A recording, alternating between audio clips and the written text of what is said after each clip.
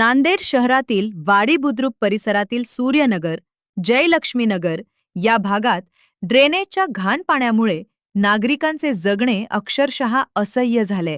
गट क्रमांक 27F मधील नव्या वस्तीमध्ये घरे बांधून राहणाऱ्या नागरिकांना नाल्याच्या पाण्याचा मोठा फटका बसते।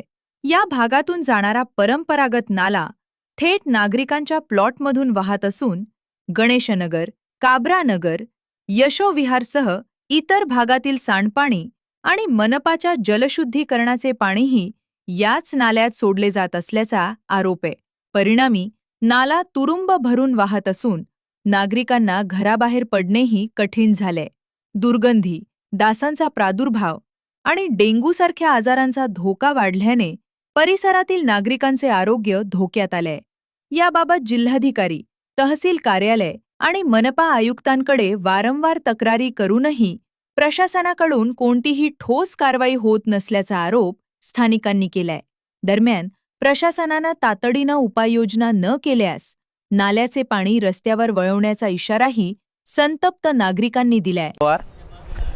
सूर्यनगर सर्वे नंबर 27F वाडी बुद्रुक येथे हे नाला आहे। हे नाला आतापर्यंत आम्ही खूप वेळेस याच्यावर पाठपुरावा केला, ग्रामसेवकाकडे गेल्या, सरपंचाकडे गेल्या, महानगरपालिकेत गेल्या की भाई नाल्याचं काहीतरी विल्हेवाट लावा।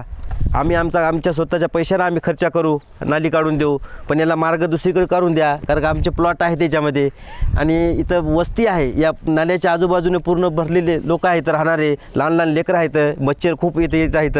हा पाणी पुऱ्या नांदेडहून दीपनगर, पुन्हा काबरानगर, वामननगर, ज्ञानेश्वरनगर, यशनगरी इथून पूर्ण पाणी ड्रेनेजचं याच्यात मिसळलेलं आहे आणि त्यातल्यात नगरपालिकेचं जे वॉटर फिल्टर आहे इथं काबरानगरला जलशुद्धीकरण केंद्र, त्याचं पाणी याच्यामध्ये सोडलेलं आहे आणि त्याच्यासोबत हा ड्रेनेजचं पाणी लोकांनी याच्यात जोडलेलं आहे। हे दोन्ही मिळून पाण्याचा प्रवाह जास्त आहे इथं आणि पाणी इथं 12 हमेश इथंच वाहायला आणि लोक याच्यामध्ये कचरा बिचरा टाकून या पूर्ण आमच्या गल्लीमध्ये पाणी घुसायलं। त्याच्यामुळं पाणी इथं तुंबून राहायला आणि रोज मच्छर बिच्छर व्हायला आम्ही खूप हे केलं, तरी प्रशासनाने याच्याकडून जरा हे करून आमच्या जनतेला न्याय द्यावा।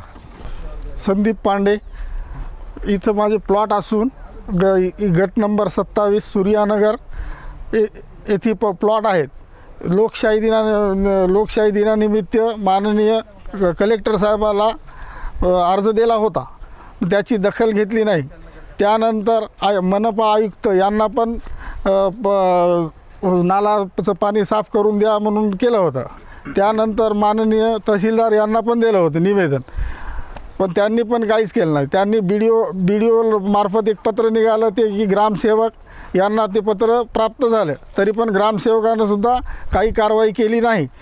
त्याच्यानंतर आम्ही नाला यशोविहारच्या साईडनं काढा इच्छितो, तर यशोविहारवाले विरोध करत आहेत। इकडून काढायला होतं काही शेत मालक विरोध करत आहे, तरी आम्हाला न्याय मिळावा, अन्यथा आम्ही हे नाला बंद करू। पाणी कुठं जायचं ते जाईल, आमचा काही संबंध राहणार नाही। बाजूच्या गल्लीवाल्याचा आरोग्याचा धोका आहे, घाणीचे साम्राज्य वाढण्याची शक्यता आहे, तरी प्रशासनाला एक विनंती आहे आमची अखेर की याची दखल घ्यावी।